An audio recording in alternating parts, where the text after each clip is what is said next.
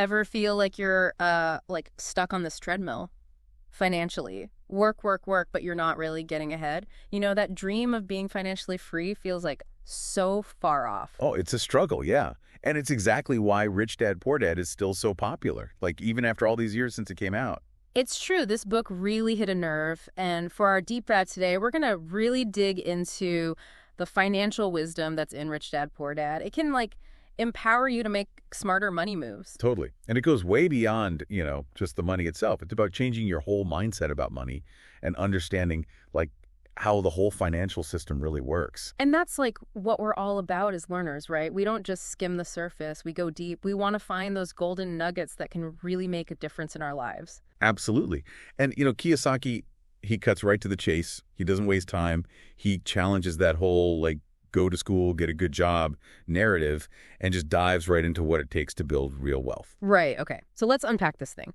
One of the first big aha moments in the book is when he breaks down assets versus liabilities. He even uses these really clear cash flow diagrams. Yeah, those diagrams are great. Yeah. They really show you how assets put money in your pocket while liabilities, they take it right back out. Yeah, seems simple, right? But then Kiyosaki throws this curveball. He questions the whole idea that your house is an asset. He really shakes things up early on. He's like, your house, that American dream, could actually be a liability. He paints this picture of money just flowing out the mortgage, property taxes, repairs. Suddenly your dream home feels like this money pit. And it makes you really stop and think about what we're told about assets. Right, it's not just about owning stuff. It's about owning things that actually make you money. That's a huge mindset shift. And he says it so clearly, rich people acquire assets, the poor and middle class acquire liabilities that they think are assets. Which takes us to another big idea in the book, minding your own business. And I love that story he tells about Ray Kruops, the guy behind McDonald's. Oh yeah, it's a classic example of how to use assets to build lasting wealth. Right. Kroc didn't just franchise burgers, he was strategic about it. He focused on owning the actual land where those franchises were built. That real estate, that was his gold mine. It made him a fortune over time. And that's a lesson for everyone, even if you're not building a fast food empire. It's about creating those assets alongside your regular job. Invest in things that generate income. That could be real estate, it could be stocks, even a side hustle. Don't just work to build someone else's wealth. Build your own. Exactly.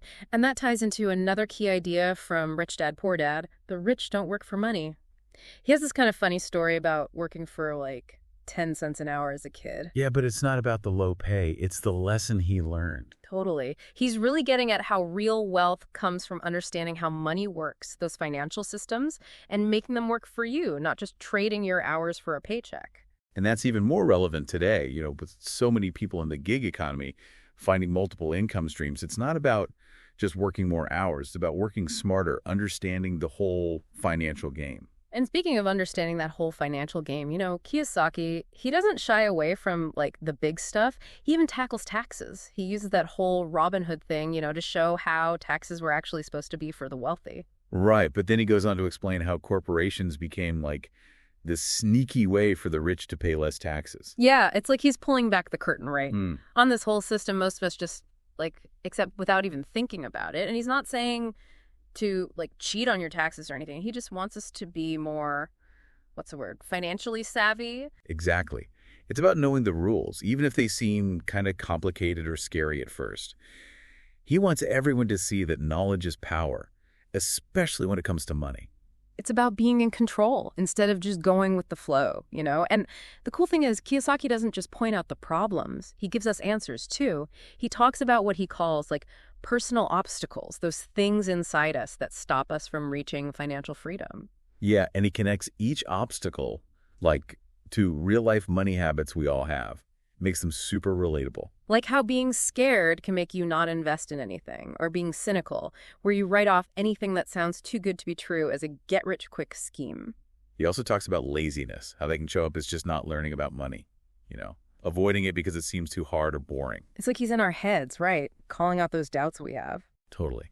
And he reminds us that to get over these obstacles, it's not about blaming other people or waiting for the perfect moment. It's on us to learn about money and get that winning mindset. Yeah, there's that great quote from the book, something like, if you realize that you're the problem, then you can change yourself, learn something, and grow wiser.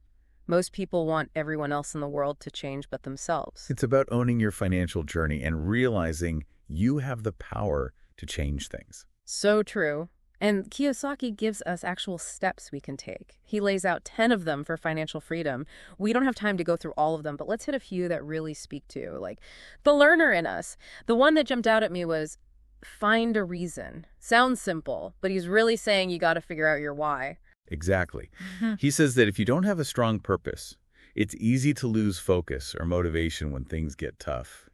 He says your reason is like what you want and don't want in life combined. It's about finding that deep down drive that keeps you going, especially when you're dealing with like spreadsheets and budgets. What are you really working toward? That's the question. Okay, another step I liked was choose friends carefully. He's not saying to be a snob or anything. It's more about being around people who support your money goals and can teach you things. Yeah, like they say, you're the average of the 5 people you spend the most time with. Kiyosaki says to find mentors, people who are already good with money. Learn from their experience, understand how they think about money and the strategies they use. Totally. Okay, what's my favorites, and this one really hit home for me, is pay yourself first. It's a simple idea, but really powerful. Yeah. Don't pay bills and then save what's left. Flip the script. He wants us to make saving and investing the very first bill we pay every month. Might seem weird, but he says it makes you way more aware of your spending, and it puts your financial future first. He even has this diagram in the book that shows how this little shift can totally change your cash flow. It's about paying yourself a habit, just like any other important expense. It really is like you're seeing things in a whole new way, like putting on those X-ray financial glasses. You start to see the world of money and building wealth totally differently. And it makes me think about, like, one of the biggest takeaways from Rich Dad, Poor Dad. It's not about getting rich quick. Kiyosaki's all about the long game, right? Building something that lasts. Yeah, for sure. He wants us to ditch that, like, scarcity mindset, always thinking there's not enough. He wants us to think about money in a more abundant way. It's about building actual wealth, not just chasing paychecks. And he really hits you with this quote that, like, seriously, I haven't forgotten it. It's not how much money you make, but how much money you keep and how many generations you keep it. Wow. Yeah, that's a powerful one. It's not about right now. It's about leaving something behind, breaking that cycle of living paycheck to paycheck and building something that lasts, something that can help not just you, but your kids and even your grandkids. It's like planting trees, right? You might not get to enjoy the shade, but someone will. Makes you really think about every financial decision you make, huh? Definitely. Every choice you make is a chance to build something bigger than yourself. And it goes back to those big ideas, like what's an asset, what's a liability, creating your own business, not just working for someone else's, and really learning about money, taking control. It's about getting off that hamster wheel and finally, like, choosing your own direction. Rich Dad, Poor Dad. It's not just a book about money. It's like a guide to being free financially. It makes you question everything you thought you knew and take charge of your own money future. Totally. So as we wrap up this deep dive, I want to leave you with a question. What really stuck with you today? What are you going to do differently after hearing all this? Will you start building up your own assets? Pay yourself first. Maybe even find a mentor who can help you on this journey. Don't forget, financial freedom, it's not some finish line you cross. It's more like a journey. And just like any good trip, you got to start with that first step.